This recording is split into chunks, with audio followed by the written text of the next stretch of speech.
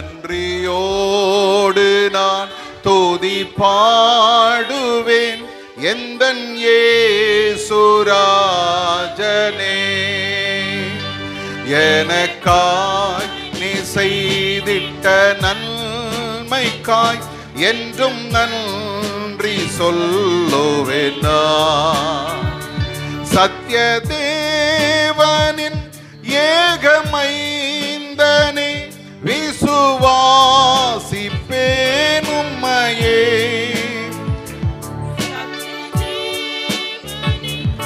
ஏகமைந்தனே விசுவாசிப்பேன் உம்மையே. வரும் காலம் முழுவதும் உம் கிருபை வரங்கள் பொழிந்திடுமே. வரும் காலம் முழுவதும் உம் கிருபை வரங்கள் பொழிந்திடுமே. நன்றியோடு நான் துதி பாடுவேன் எந்தன் இயேசுநாதனே. எனக்காய் நீர் செய்திட்ட நன்மைக்காய் என்றும் நன்றி சொல்லுவேன் நான். நன்றியோடு நான் எல்லாரும் உள்ளத்தின் ஆழத்திலிருந்து ஆண்டவரே நன்றியோடுமை நான் துதிப்பேன் அப்பா. எனக்காய் நீர் செய்திட்ட நன்மைக்காய் என்றும் நன்றி சொல்லுவேன் நான். முழங்கால்கள் யாவும் முடங்குமே உந்தன் திவ்ய பிரசன்னத்தினால். சொல்லுங்க, முழங்கால்கள் ஆண்டவருடைய நாமத்துக்கு முன்பாக எல்லா முழங்கால்களும் முடங்கும்.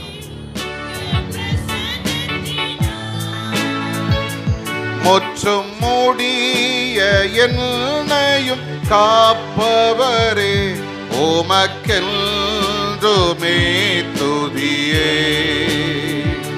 முற்றும் மூடிய என்னையும் காப்பவரே உமக்கென்றுமே துதியே. நன்றியோடு நான் துதி பாடுவேன் எந்தன் இயேசுராஜனே. எனக்காய் நீ செய்திட்ட என்றும் நன்றி சொல்லுவேன் நான். நன்றியோடு நான் துதி பாடுவேன் எந்தன் இயேசுராஜனே.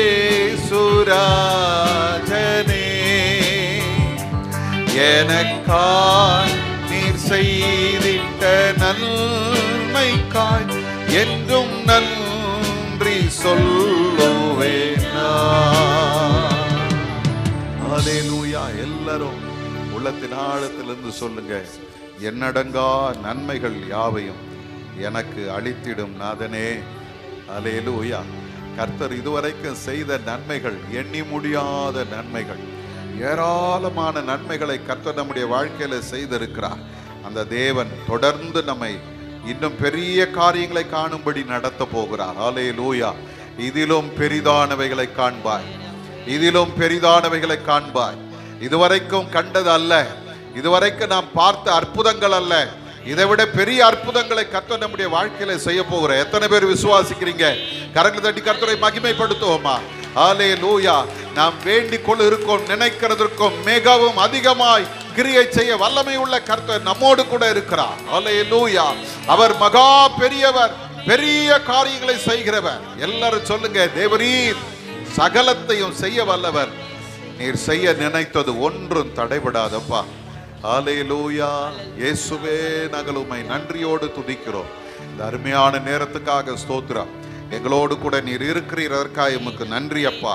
இந்த நேரத்தில் ஆண்டவரே, நாங்கள் உம்முடைய வார்த்தைகளை தியானிக்கும் பொழுது கர்த்தர் எங்களோடு கூட இடைபடும்படியாய் ஜெபிக்கிறோம். எல்லா தடைகளை மாற்றும், கிருபைகளை தாரும். உம்முடைய தெய்வீக பிரசன்னம் எங்களை சூழ்ந்து கொள்ளட்டும் சுவாமி. கிருபையை தந்து நடத்துங்க. இயேசுவின் மூலம் ஜெபிக்கிறோம் பிதாவே. ஆமென், ஆமென். உட்காருவோம்.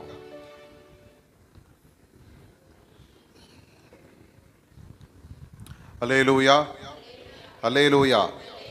கர்த்தர் நல்லவர். சத்தமா சொல்லுங்க, கர்த்தர் நல்லவர். அல்லேலூயா.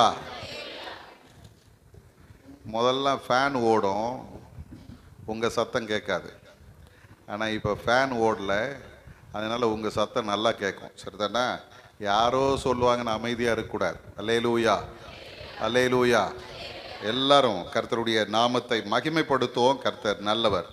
இந்த அருமையான நேரத்திலும் சற்று நேரம் சிந்திக்கும்படியாக தெரிந்து கொண்ட வேத வசனம் சங்கீதங்களின் புஸ்தகம் 28ஆம் சங்கீதத்தில் 6வது வசனத்தை யாராகிலும் ஒருத்தர் வாசிங்க. சங்கீதம் 28:6.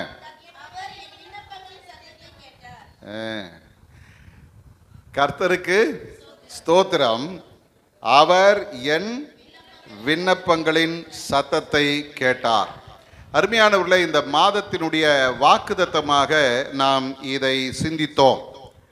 கடந்த 1ஆம் தேதி இந்த வார்த்தையை நாம் தியானிக்கும் பொழுது, ஆண்டவர் என்னுடைய விண்ணப்பங்களின் சத்தத்தை கேட்கிறவர் என்கிற ஒரு அருமையான நம்பிக்கையோடு இந்த வருடத்தை, இந்த மாதத்தை நாம் ஆரம்பித்தோம். அதிலே ஆண்டவர் எப்படிப்பட்ட சூழ்நிலையிலே என்னுடைய விண்ணப்பங்களை கேட்டார் என்று நாம் பார்க்கும்போது, ஆபத்திலே அவர் என்னுடைய ஜெபத்தை கேட்டார் என்று நாம் பார்த்தோம். இடுக்கண்களிலே அவர் என்னுடைய ஜெபத்தை கேட்டார் என்று நாம் பார்த்தோம். மூன்றாவதாக நாம் பார்த்தோம், அவர் என்னுடைய எல்லா விருப்பங்களையும் என்னுடைய வேண்டுதல்களையும் கேட்டருளினார் என்று நாம் பார்த்தோம். அருமையானவர்களே, இந்த அருமையான இந்த நாளிலும் ஆண்டவருடைய சமூகத்தில் அதை தொடர்ந்து இன்றைக்கு நாம் சிந்திக்கும் பொழுது, ஆண்டவர் என் விண்ணப்பங்களின் சத்தத்தை கேட்டார் என்று சங்கீதக்காரன் சொல்லுகிறார். விண்ணப்பங்களின் சத்தம். விண்ணப்பம் அப்படின்னா என்ன அப்படின்னு பார்த்தீங்கன்னா, ஆங்கில வார்த்தை அதற்கு சொல்லுகிறது சப்ளிகேஷன். என்னது சப்ளிகேஷன் அப்படின்னா என்ன அர்த்தம் அப்படின்னா, தமிழில் சொல்கிறேன் பாருங்க, குறையை சொல்லுதல், கெஞ்சி கேட்டல். மூணாவது பணிவோடு மனு செய்தல். சரிங்களா? குறையை சொல்லுதல், கெஞ்சி கேட்டல், பணிவோடு மனு செய்தல். இதுக்கு தான் பேர் என்னன்னா சப்ளிகேஷன் அல்லது விண்ணப்பம் அப்படின்னு அர்த்தம். எனக்கு அருமையான தேவஜனமே, ஆண்டவர் நம்முடைய குறைகளை அவரிடத்துல நாம் சொல்லும் பொழுது அவர் கேட்கிறவராய் இருக்கிறார். நாம் அவரிடத்துல கெஞ்சி நிற்கும் போது, பணிவோடு கேட்கும் போது அவர் நம்முடைய சத்தத்தை கேட்கிறவராய் இருக்கிறார். அருமையான இந்த நேரத்திலும் வேதம் நமக்கு சொல்லுகிற ஒரு வார்த்தை என்ன தெரியுங்களா? சங்கீதக்காரனுடைய அனுபவம். இந்த சங்கீதம் முழுவதையுமே நீங்கள் வாசித்து பார்ப்பீர்களானால் அடிக்கடி சங்கீதக்காரன் சொல்லுகிற ஒரு வார்த்தை உண்டு, என் ஜெபத்தை கேட்டார், என் விண்ணப்பத்தை கேட்டார், என் ஜெபத்தை தள்ளாது இருக்கிறார். இல்ல, உபத்திரவப்பட்டவனுடைய உபத்திரவத்தை அற்பமா எண்ணாதவர், அவன் தம்மை நோக்கி கூப்பிடும் பொழுது அந்த ஜெபத்திற்கு பதில் தருகிறவர் என்றெல்லாம் அங்கங்கே அவர் ஆண்டவரை புகழ்ந்து சொல்லுகிறதை நாம் பார்க்கிறோம். சங்கீதங்களின் புஸ்தகத்திலே 65ஆம் சங்கீதம் 2வது வசனத்தை பார்ப்பீர்களானால் அங்கே அந்த சங்கீதம் சொல்லுகிறது, ஜெபத்தை கேட்கிறவரே, மாம்சமான யாவரும் உம்மிடத்தில் வருவார். ஆண்டவருக்கு அருமையான பெயர் என்னது? ஜெபத்தை கேட்கிறவர். சங்கீதங்களின் புஸ்தகம் 66ஆம் சங்கீதம் 20வது வசனத்தில் பார்த்தீங்கன்னா அங்கே சங்கீதக்காரன் சொல்றான், என் ஜெபத்தை தள்ளாமலும் தமது கிருபையை என்னை விட்டு விலக்காமலும் இருந்த தேவனுக்கு ஸ்தோத்திரம் உண்டாவதாக என்று சொல்லி அங்கே சொல்லுகிறதை நாம் பார்க்கிறோம். அருமையானவர்களே, இந்த காலை நேரத்தில் இந்த வசனத்தை அப்படியே எடுக்கும்போது எப்படி என்னுடைய ஜெபம் தேவ சமூகத்தில் கேட்கப்படும்? இது ஒரு பெரிய கேள்வி. இன்னைக்கு நம்முடைய பெரிய ஆதங்கமே என்ன தெரியுமா? என்னுடைய ஜெபம் கேட்கப்படலை, நான் ஏறெடுத்த நிறைய விண்ணப்பங்களுக்கு எனக்கு பதில் இல்லை, நான் எவ்வளவு ஜெபித்தோம் என்னுடைய வாழ்க்கையில நன்மையை நான் பார்க்கவில்லை என்கிற ஒரு ஆதங்கம் நிறைய பேருடைய வாழ்க்கையில உண்டு. ஆனால் ஒரு அற்புதமான ஒரு வார்த்தை வேதம் நமக்கு கற்றுத் தருகிறது, எப்படி என்னுடைய ஜெபம் கேட்கப்படும். இது மிக முக்கியமான ஒரு கேள்வி. இந்த ஜெபத்தை நாம் எப்படி செய்ய வேண்டும் என்று சொல்லி பவுல் அப்போஸ்தலன் நமக்கு கற்றுத் தருகிறார். பிலிப்பியரின் புஸ்தகத்தில் 4ஆம் அதிகாரம் 6வது வசனத்தை யாராகிலும் ஒருத்தர் வாசிங்க. பிலிப்பியர் 4:6. நீங்கள் ஒன்றுக்கும் கவலைப்படாமல் எல்லாவற்றையும் குறித்து உங்கள் விண்ணப்பங்களை ஸ்தோத்திரத்தோடு கூடிய ஜபத்தினாலும் வேண்டுதலினாலும் தேவனுக்கு தெரியப்படுத்துங்கள். இது எல்லாருக்கும் நமக்கு தெரிஞ்ச ஒரு வசனம் தான் இல்ல? நீங்கள் ஒன்றுக்கும் கவலைப்படாமல் எல்லாவற்றையும் குறித்து உங்கள் விண்ணப்பங்களை ஸ்தோத்திரத்தோடு கூடிய ஜபத்தினாலும் வேண்டுதலினாலும் தேவனுக்கு தெரியப்படுத்துங்கள். சரிங்களா? இந்த வசனம் தான் என்னுடைய ஞாபகத்துக்கு வந்தது. அப்போ ஒரு ஒரு விண்ணப்பத்தை ஆண்டவர் கேட்கிறார். அந்த விண்ணப்பம் எப்படிப்பட்டதா இருக்க வேண்டும் என்று பவுல் அப்போஸ்தலன் நமக்கு கற்றுத் தருகிறார். அதுல முதல் காரியம் என்ன அப்படின்னா, நீங்கள் ஒன்றுக்கும் கவலைப்பட வேண்டாம். அல்லேலூயா, அல்லேலூயா. இந்த வசனத்தை நீங்க டிக்ஷனரியில போய் பார்த்தீங்கன்னா இதற்கான விளக்கத்தை கொடுப்பதற்கு முன்பாகவே அவங்க ஒரு அருமையான வார்த்தை எழுதி வச்சிருக்கிறாங்க. என்ன எழுதுறாங்க தெரியுமா? இது நம்மால் செய்ய கடினமான ஒரு காரியம். எது? கவலைப்படாம இருக்கிறது ரொம்ப கடினமான ஒரு காரியமா. இன்னைக்கு அருமையான தேவ ஜனமே, இங்க உட்கார்ந்து இருக்கிற நம்மள யாராவது ஒருத்தர் நான் கவலையே படலையா, சந்தோஷமா இருக்கிறேன் அப்படின்னு சொல்ல முடியுமா? ஏதோ ஒரு கவலை நம்மை ஆழ்த்தி கொண்டே இருக்கிறது. ஆனா சின்ன பிள்ளைங்களை கேட்டு பாருங்க, அந்த பிள்ளைங்களை நீங்க எப்படியெல்லாம் பார்க்க முடியுமோ இல்ல, அவங்கள பாருங்களேன். கொஞ்சம் நல்லா கவனிச்சு பார்த்தீங்கன்னா, டீச்சர் திட்டி அனுப்பியிருப்பாங்க, ஃபீஸ் கட்டல, ஒழுங்கு மரியாதையா நாளைக்கு உங்க பெற்றோர் இடத்துல பேரண்ட்ஸ் கிட்ட சொல்லி காசை வாங்கினுவா, இல்லைன்னா கிளாஸ் உள்ள விட மாட்டேன் அப்படின்னு சொல்லியிருப்பாங்க. இது ஒரு அங்க கேட்பான், கேட்டுக்கிட்டு நேராக வந்து அவங்க அப்பா அம்மா கிட்ட சொல்லுவான், இந்த மாதிரி மிஸ் என்ன திட்டினாங்க, ஃபீஸ் கட்டலைன்னா நாளைக்கு கிளாஸ் உள்ள சேர்க்க மாட்டேன்னு சொல்லிட்டாங்கப்பா, நீங்க வந்து மிஸ் கிட்ட பேசுவீங்களாம். சொல்லி முடிச்சுட்டு அவன் பாட்டுன்னு ஓடிடுவான். அதன் பிறகு அதை பத்தி அவனுக்கு என்ன இல்லை, கவலை கிடையாது. ஏன்? எங்க அப்பாவுக்கிட்டையும் அம்மா கிட்டையும் சொல்லிட்டேன், அவங்க பார்த்துக்குவாங்க. எனக்கு அருமையான தேவ ஜனமே, இந்த கவலைப்படுகிறதை நாம் எப்படி ஒதுக்கி தள்ளணும் அல்லது எப்படி அதிலிருந்து வெளியே வரணும் அப்படின்னு வேதம் சொல்லுது தெரியுமா? அவர் உங்களை விசாரிக்கிறவர் ஆனபடியால் உங்கள் கவலைகளை எல்லாம் அவர் மேல வைத்து விடுங்கள். அல்லேலூயா. எல்லாம் அவர் பார்த்து கொள்வார் அப்படின்ற அந்த எண்ணம் நமக்குள்ள வரும் பொழுதுதான் நம்ம கவலை இல்லாமல் வாழ முடியும். இன்னைக்கு மனிதனுடைய வாழ்க்கையை நீங்க பார்த்தீங்கன்னா நிறைய கவலைகள் இருக்கிறது. ஆண்டவராகிய இயேசு கிறிஸ்து ஒரு 3 கவலையை சொல்றார். ஒன்று என்ன கவலை தெரியுமா? உடலுக்கான கவலை.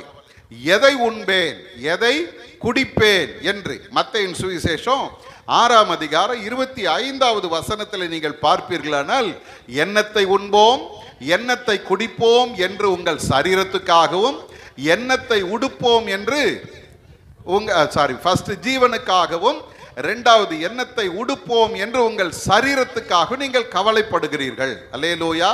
கவலைப்படுறோம். எதுக்கு கவலைப்படுறோம்? என்ன சாப்பிட போறோம், என்ன குடிக்க போறோம் அப்படின்னு ஒரு கவலை. அருமையான சகோதரிகளை எடுத்துக்கிட்டீங்கன்னா, காலையில் எழுந்ததும் அவங்களுக்கு மண்டை வெடிக்கிற மாதிரி ஒரு கவலை வரும். என்ன? இன்னைக்கு என்ன சமையல் பண்றது?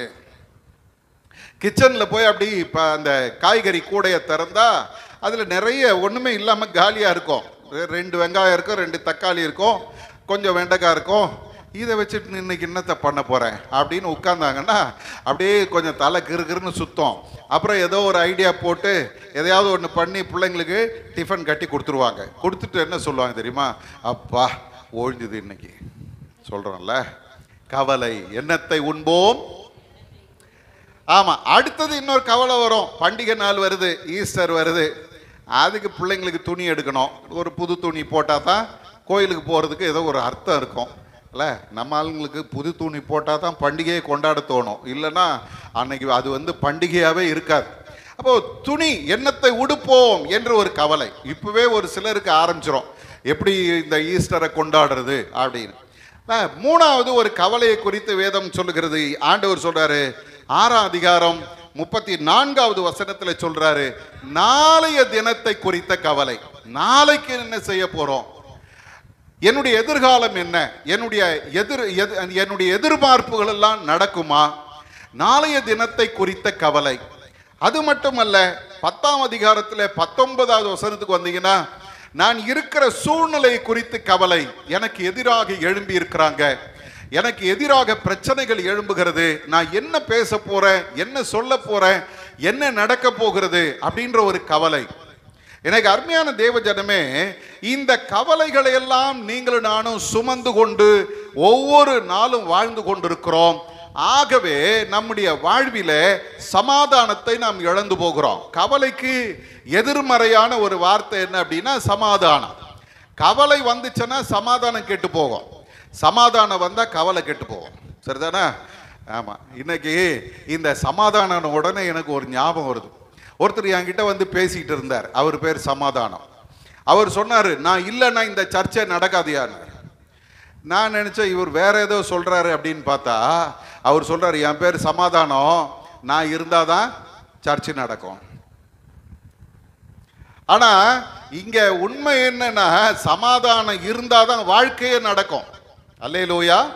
இந்த சமாதானம் அல்லது பீஸ் அப்படின்ற அந்த வார்த்தையில 2 காரியங்கள் அடங்கி இருக்கிற, 2 வார்த்தை அடங்கி இருக்கு. ஒன்னு ரெஸ்ட், இன்னொன்று குவைட்னஸ். 2 வார்த்தையும் அல்லது 2 செயலும் சேர்ந்தாதான் அங்க சமாதானம். என்னது? ஒன்னு அமைதி, 2வது இளைப்பாறுதல்.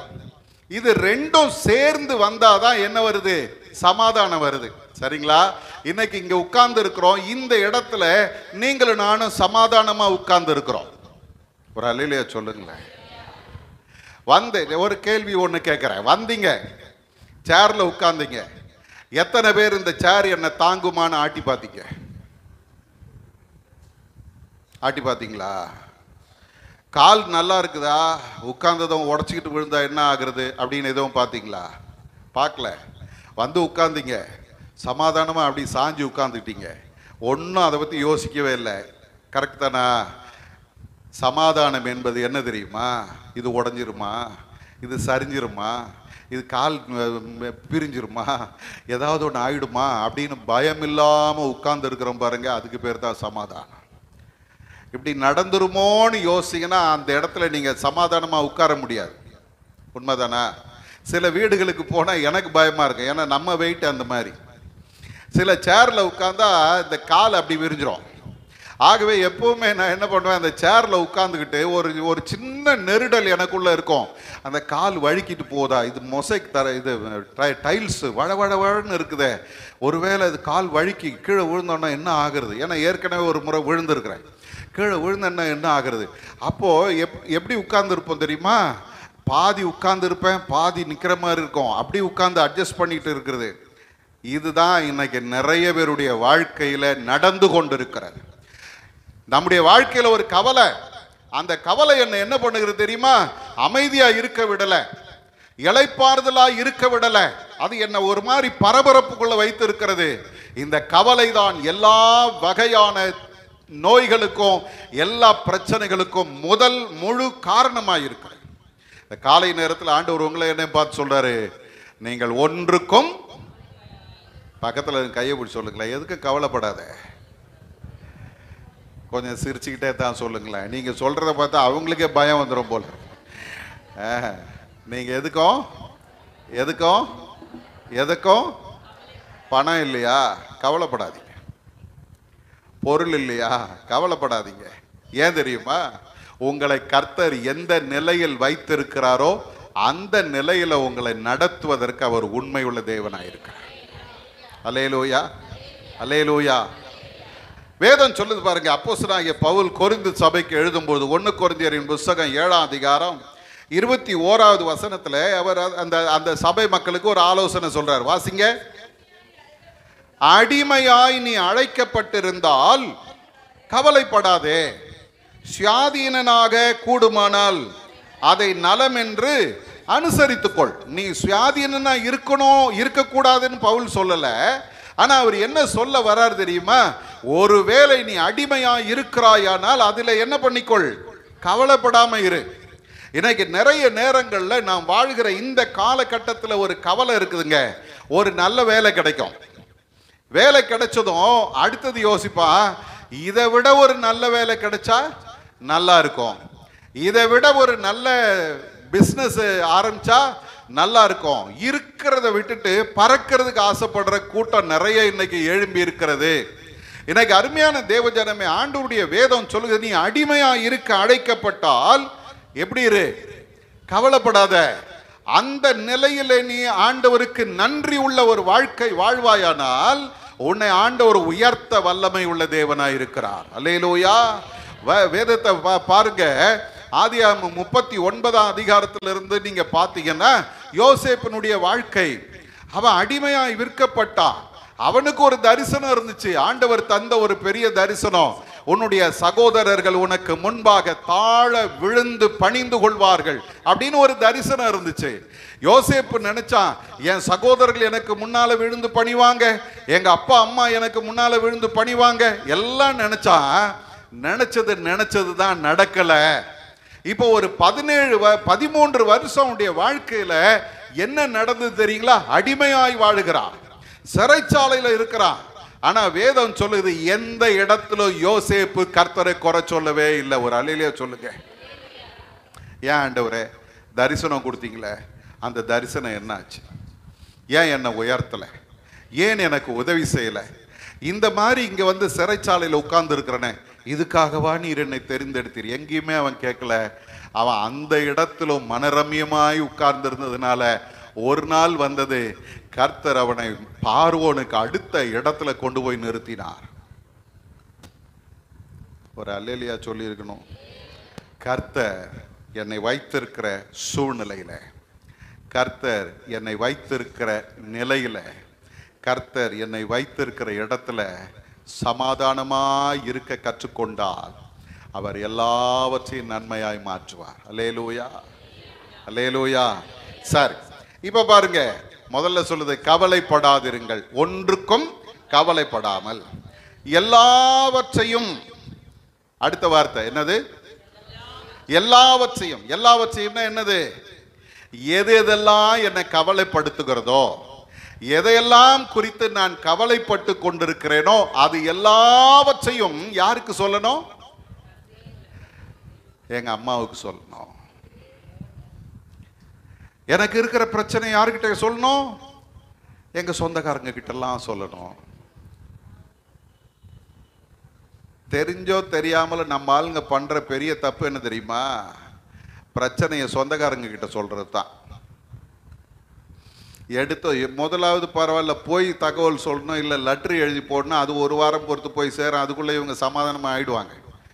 இப்போ அப்படி இல்லை, சூடோட சூடா ஃபோன் போட்டால் உடனே அங்கே போயிடுது. அம்மா என்னை அடிக்கிறாமா, என்னை கொல்றாமா, என்னை இந்த மாதிரி பண்ணுறாமா, உடனே அங்கிருந்து சத்தம் வரும். ஒன்றும் கவலைப்படாத, நாங்கள் இருக்கிறோம், நாங்கள் பார்த்துக்கிறோம், நீ தைரியமா இரு. பையன் சொல்லுவான், அம்மா இந்த பொண்ணு கீழ்ப்படியவே மாட்டேன். அப்படியா? நான் வந்து பேசிடுறேன்ப்பா, நம்ம பேசலாம், நீ என்ன கவலைப்படுற, நாங்கெல்லாம் இருக்கிறோம்ல, யாரும் ஒன்றும் பண்ண முடியாது, தைரியமா இரு. இங்க ஒன்று தெரிஞ்சுங்க, 95% திருமணங்கள் உடைந்து போக காரணம் யார் தெரியுமா? கணவனோ மனைவியோ இல்லை, கூட இருக்கிற சொந்தம் தான். இவங்க தூண்டி விடுறதுல தான் அவங்க ஒன்றுமே தெரியாமல் எல்லாம் போய் மாட்டிக்கிட்டு கடைசியில் பேர் என்ன தெரியுமா? கொஞ்சம் அமைதியாக இருந்திருக்கலாம்ல. இது வாயை வச்சுன்னு சும்மா இருந்தா ஏன் இவ்வளோ பிரச்சனை வரும்? யார் சொல்கிறது தெரியுமா? யார் தூண்டி விட்டு குடும்பத்தை பிரித்தாங்களோ அவங்களே சொல்லுவாங்க, இது வாய மூடின்னு கொஞ்சம் அமைதியாக இருந்திருந்தா இந்த பிரச்சனையே வந்திருக்காதுன்னுவாங்க. அப்போ ஒன்று தெரிஞ்சுங்க, யார்கிட்ட சொல்லக்கூடாது? மனுஷங்க கிட்ட சொந்தக்காரங்க கிட்ட சொல்லக்கூடாது, வம்பா போச்சு.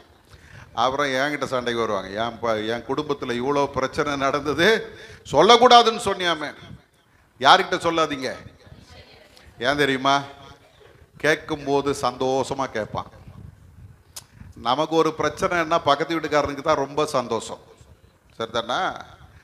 கேட்கும்போது சந்தோஷமா கேட்பான். அப்புறம் கொஞ்ச நாள் ஆச்சுன்னா உனக்கும் அவங்களுக்கும் ஏதாவது கொஞ்சம் மனஸ்தாபம் வந்துச்சுன்னு வச்சுங்களேன், இந்த செய்தி ஊரெல்லாம் போயிடும். ஆனால் ஒருத்தர் இருக்கிறார், உன் பிரச்சனைகளை கேட்டு அதை ஊருக்கு சொல்ல மாட்டாரு, உன் பிரச்சனையை மாற்றி உன்னை ஊருக்கு சாட்சியா நிறுத்துவார். அல்லேலூயா. எனக்கு அருமையான தேவ ஜனமே, வேதம் சொல்லுகிறது எல்லாவற்றையும் நீங்க யார்கிட்ட சொல்லுங்க? தேவனுக்கு தெரியப்படுத்துங்கள். நான் சொல்லுவேன், சின்ன பிரச்சனையோ பெரிய பிரச்சனையோ எதுவா இருந்தாலும் யார்கிட்ட சொல்லணும்? ஆமாங்க, அதை தவிர நமக்கு வேற வழி கிடையாது. வேதத்தை வாசி பாருங்க. ஒரு 100க்கு அதிபதி, அவனுடைய வீட்டில் வேலைக்காரன் சுகவீனமாயிட்டான். 100க்கு அதிபதியினுடைய வீட்டில் வேலைக்காரன் சுகவீனமாயிட்டான். நம்ம ஆளுங்களா இருந்தா என்ன பண்ணியிருப்பாங்க தெரியுமா? ஒரு 5-10 கையில கொடுத்து, எப்பா நீ கிளம்பு, ரொம்ப முடியாம இருக்கிற, வீட்டுக்கு போ, உடம்பு பார்த்துக்க, தேர்ன பிறகு வா சொல்லி அனுப்பியிருப்பாங்க. உண்மைதானா? இந்த 100க்கு அதிபதிக்கு நீங்க பாத்தீங்கன்னா அவனுக்கு கீழே ஒரு 100 ராணுவ வீரர்கள் இருக்கிறாங்க. அவங்களுக்கு மேல ஒரு அதிகாரி. அவருக்கு 1000 பிரச்சனை இருக்கும். இந்த இவன் இப்படி பண்றான், இவன் இப்படி பண்றான், அங்க கலவரம், இங்க பிரச்சனை, இதை பார்க்கணும் அதை பார்க்கணும், ஓடிக்கிட்டு இருக்கிற அந்த மனுஷனுக்கு தன் வேலைக்காரன் சுகவீனமாய் இருக்கிறதை பார்த்த பொழுது, வெளியே எதுக்கு சேர் போடுறீங்க, உள்ள வாங்க, யாரும் வெளியே உட்காரக்கூடாது, தயவு செய்து அன்பாய் கேட்கிறேன், வெளியே உட்காராதீங்க, அங்க கர்த்தருடைய பிரசன்னமே கிடையாது, வெளியே உட்கார்ந்தீங்கன்னா அது வேற மாதிரி தான் இருக்கும், வாங்க உள்ள வாங்க, லேட்டா வந்தாலும் நான் ஒன்றும் சொல்ல மாட்டேன், வாங்க, என்னத்துக்கு இப்படி. ஆமா சார். இப்போ வேதம் என்ன சொல்லுது தெரியுமா? இந்த 100க்கு அதிபதி தன் வேலைக்காரன் சுகவீனமாய் இருக்கிறதை யாருக்கு சொல்ல சொன்னா? யாருக்காவது சொல்லுவாங்க. நீங்க ஏன் எங்களை கேட்குறீங்கன்றீங்களா? யாருக்கு சொன்னா? இயேசுவினிடத்துல சொல்ல சொன்ன. உடனே ஒரு பதில் வருது, நான் வந்து அவனை சுகமாக்குவேன். அந்த கதை தெரியாதா? ஐயா, இது சண்டே ஸ்கூல் பிள்ளைங்களுக்கு சொல்ற கதை. ஆண்டவர் என்ன சொல்றாரு? நான் வந்து சுகமாக்கு. உடனே அந்த 100க்கு அதிபதி என்ன சொல்றான் தெரியுமா? நீர் என் வீட்டிற்கு வருவதற்கு நான் பாத்திரவான் அல்ல. ஒரு வார்த்தை சொல்லும், என் வேலைக்காரன். அந்த சின்ன பிரச்சனை தான் அவனுக்கு. இது ஒன்றும் இல்லை. ஏன்னா வேலைக்காரன் அவன் இருந்தா என்ன, செத்தா என்ன, இவனை விட 10 வேலைக்காரன் கிடைப்பான். ஆனா அந்த வேலைக்காரனை குறித்தும் இயேசுவினிடத்துல சொல்றதுக்கு அவனுக்கு மனசு வந்துச்சு. அல்லேலூயா. லாசரு சுகவீனமா இருக்கிறார்.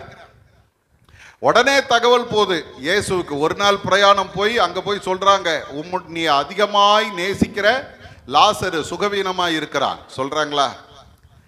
அதே போல வேதத்தை நீங்க வாசி பார்த்தீங்கன்னா யோவானின் புத்தகம் 2ஆம் அதிகாரத்துல கல்யாண வீட்டுக்கு ஆண்டவர் போயிருக்கிறார். அது அவங்க சொந்தக்காரங்கன்னு சொல்றாங்க. கானா ஊர்ல நடந்த கல்யாணத்துல இயேசுவும் அவருடைய சீஷர்களும் இருக்கிறாங்க. இயேசுனுடைய தாயாகிய மரியாள் இருக்கிறாங்க. இப்ப நடக்கிறது என்ன தெரியுங்களா? அங்க திராட்சை ரசம் குறைவுபட்டது. நல்ல கவனிங்க, திராட்சை ரசம் குறைவுபட்டா யாருக்கிட்ட சொல்லணும்? பந்தி விசாரிப்புக்காரன்ல கல்யாண வீட்டுக்காரனை கூப்பிட்டு, எப்பா சீக்கிரம் ஏதாவது ஏற்பாடு பண்ணு, திராட்சை ரசம் குறைஞ்சிடுச்சு சொல்லணும். ஆனா யார்கிட்ட சொன்னாங்க? மரியாள் வேகமா ஓடி வராங்க. நான் அதை கொஞ்சம் கற்பனை பண்ணி பாருங்களேன். அந்த அம்மா பதற்றமா ஓடி வந்து ஏசாமியை பார்த்து சொல்லுவாங்க, அப்பா அவங்களுக்கு திராட்சை ரசம் இல்லை, திராட்சை ரசம் இல்லை. ஏசாமி சொல்றாரு, என் வேலை இன்னும். ஆனா அந்த அம்மா செஞ்ச முதல் நல்ல காரியம் என்ன தெரியுமா? குறை வந்த உடனே யார்கிட்ட சொன்னாங்க? அல்லேலூயா.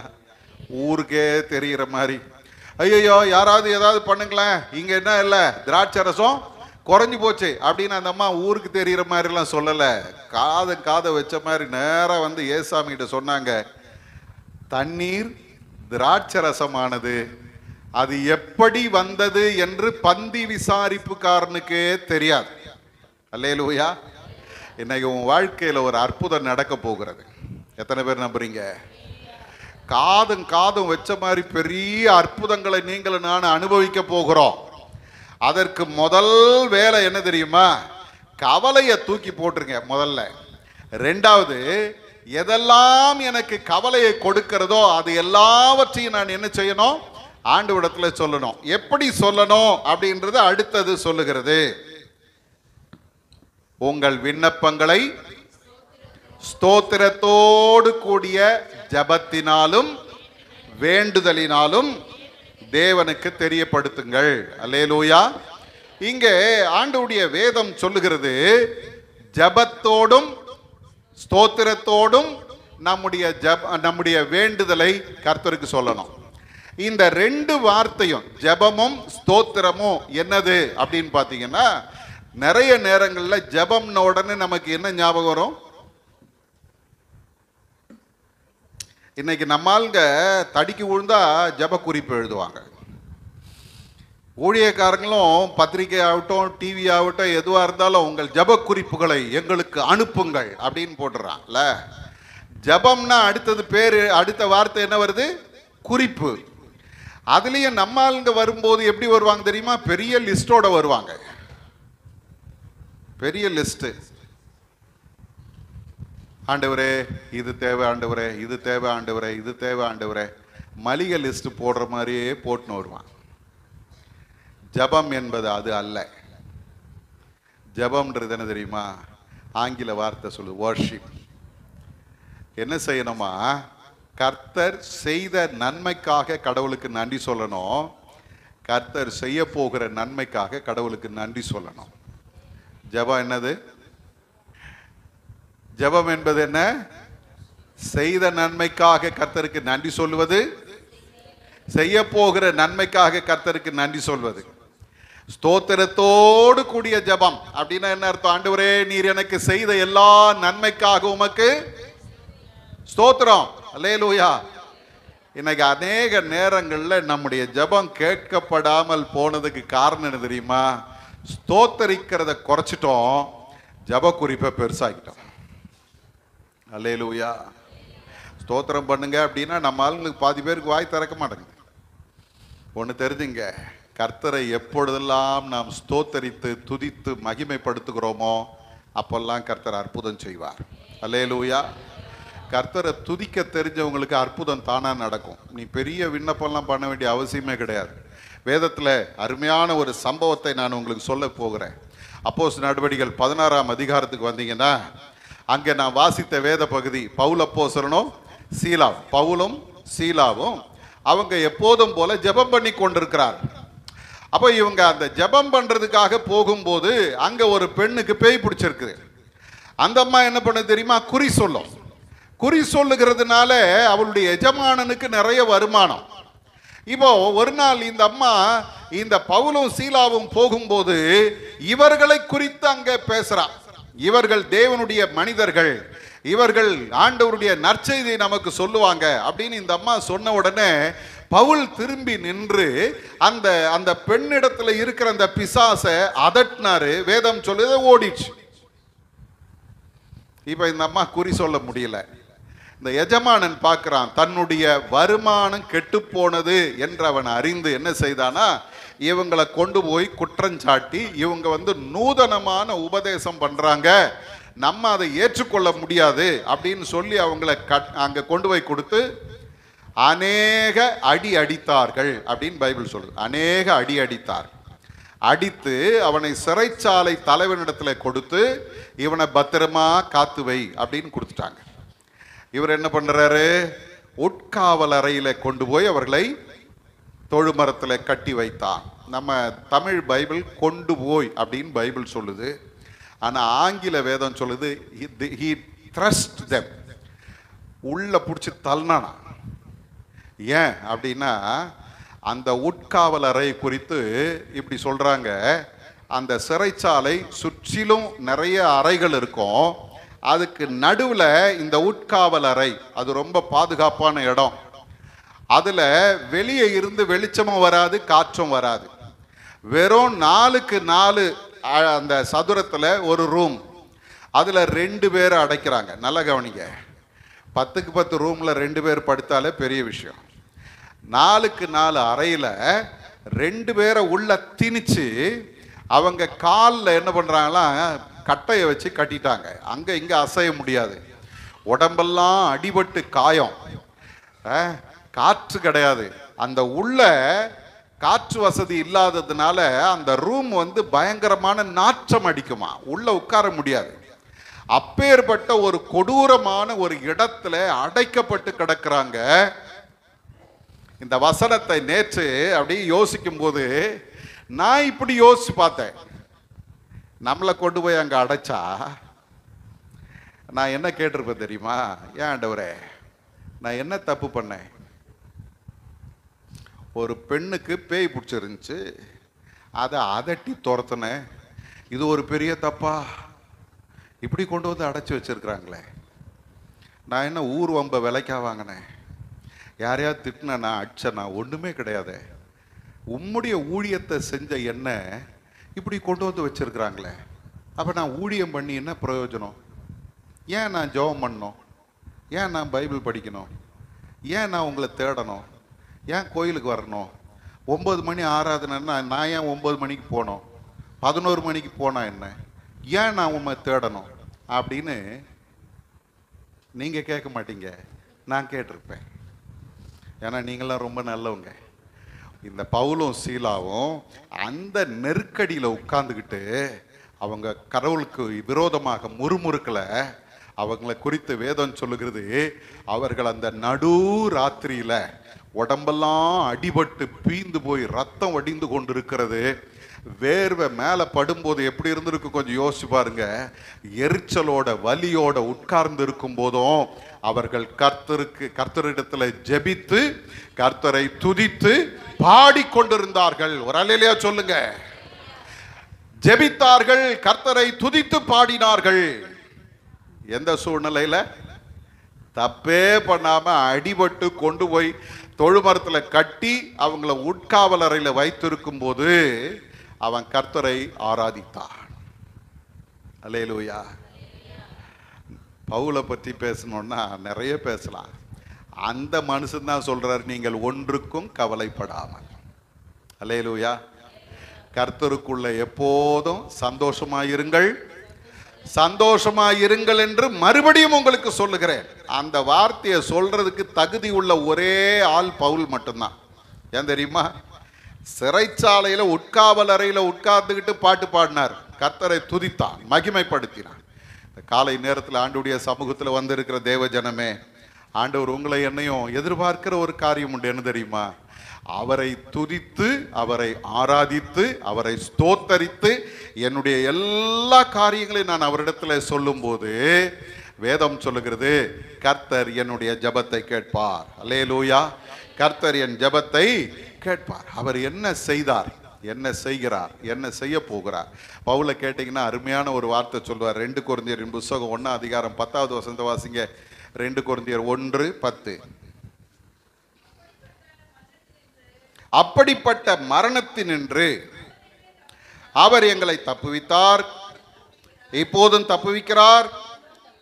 பாருங்க, அவருடைய அந்த நம்பிக்கையை பாருங்க. தப்புவித்தார், தப்புவிக்கிறார், இன்னும் தப்புவிப்பார் என்று அவரை நம்பி இருக்கிறோம். ஒரு அல்லேலூயா சொல்லுங்க. தப்புவித்தார், தப்புவிக்கிறார், இன்னும் தப்புவிப்பார். இதுவரைக்கும் என் வாழ்க்கையில் அற்புதம் செய்தார், இப்பொழுது அற்புதம் செய்து கொண்டிருக்கிறார், இனிமேலும் அற்புதம் செய்வார். இதுவரைக்கும் என் ஜெபத்தை கேட்டார், இப்போது என்னுடைய ஜெபத்தை கேட்டுக் கொண்டிருக்கிறார், இனிமேலும் என்னுடைய ஜெபத்தை கேட்பார். எத்தனை பேர் நம்புறீங்க? அல்லேலூயா, அல்லேலூயா. அப்போ பைபிள் சொல்லுது, கர்த்தருக்கு ஸ்தோத்திரம், அவர் என் விண்ணப்பங்களின் சத்தத்தை கேட்டார். எப்ப கேட்கிறாரு? ஒன்றுக்கும் கவலைப்படாமல் எல்லாவற்றையும் குறித்து அவருக்கு தெரிவியுங்கள். எப்படி தெரிவிக்கணும்? உங்கள் விண்ணப்பங்களை ஸ்தோத்திரத்தோடு கூடிய ஜபத்தினாலும் வேண்டுதலினாலும் தேவனுக்கு தெரியப்படுத்துங்கள். தெரியப்படுத்தினால் அடுத்த வசனம் சொல்லுகிறது, 7வது வசனம், அப்பொழுது, எப்பொழுது? எல்லாவற்றையும் அவர்கிட்ட ஒப்படைச்சிட்டு நீ சமாதானமா உட்கார்ந்து இருக்கும்போது எல்லா புத்திக்கும் மேலான தேவ சமாதானம் உங்கள் இருதயத்தை சிந்தையும் காக்க கடவுள். அல்லேலூயா. எல்லா புத்திக்கும் மேலான தேவ சமாதானம் அப்படின்ற அந்த வார்த்தைக்கு என்ன அர்த்தம் தெரியுமா? நிறைய பிரச்சனை இருந்துச்சியா, எப்படி மாறுச்சுன்னு எனக்கு யோசிக்கிறேன், ஒண்ணுமே புரியல. ஆனா கடவுள் எனக்கு என்ன செய்திருக்கிறார்? சமாதானம் தந்திருக்கிறார். அல்லேலூயா, அல்லேலூயா. ஒரு அம்மா ஒரு நாள் சொன்னாங்க, புலம்பிட்டு வந்தாங்க, ஐயா என் பிள்ளைக்கு கல்யாணம் ஆகலையா, நானும் தேடாத இடம் இல்லை, போகாத இடம் இல்லை, எல்லாம் தேடி பார்த்துட்டேன், ஒன்றும் நடக்கல, எப்போதான் என் பிள்ளையினுடைய கல்யாணத்தை பார்ப்பனோ அப்படின்னு அழுதாங்க. நான் வேடிக்கையா சொன்னேம்மா, நீ அலைஞ்சதெல்லாம் போதும், கடவுளை தேடு, நீ யோசிக்கிறதுக்கு முன்னால காரியம் நடக்கும்னு. அதம்மா திடீர்னு ஒரு நாள் வந்தாங்க, நோட்டீஸ் கொண்டு வந்து கொடுத்தாங்க, ஐயா என் பையனுக்கு கல்யாணம் ஐயா, ரொம்ப சந்தோஷமாக வர்றேன். அந்த கல்யாணத்துக்கு போனோம், அந்த பிள்ளைக்கு ஜெபம் பண்ணிட்டு வெளியே வர்றேன். அந்த அம்மா பின்னால் ஓடி வந்து சொன்னாங்க, ஐயா காசும் கிடையாது ஒன்றும் கிடையாதுயா, கல்யாணத்தை ரெடி பண்ணிட்டேன், எப்படி பண்ண போகிறேன்னு யோசிக்கிறேன், எப்படி நடந்ததுன்னு இப்போ தெரியலையா, கடனே இல்லாமல் கடவுள் எல்லாவற்றையும் நன்மையாய் முடித்து இருக்கிறார். அல்லேலூயா. இதுதான் எல்லா புத்திக்கும் மேலான தேவ சமாதானம். எப்படி நடந்தது தெரியாது, ஆனா நடக்கும். எப்படி இது சாத்தியம் தெரியாது, ஆனா நடக்கும். ஏன்னா என் மூளைக்கு அது எட்டாது. என்னை நடத்துகிற ஒரு சர்வ வல்லமை உள்ளவர் என்னோடு கூட இருக்கிறார். எத்தனை பேர் நம்புறீங்க? இந்த காலை நேரத்தில் ஆண்டவர் உங்களை என்னையும் பார்த்து சொல்றாரு, நீ எல்லாவற்றையும் அவருடைய பாதத்தில் வச்சுட்டு கவலைப்படாம அவரை ஸ்தோத்தரித்து ஜெபம் பண்ணி கொண்டிருந்தால் எல்லா புத்திக்கும் மேலான தேவ சமாதானம் உன்னை நிரப்பும். அல்லேலூயா.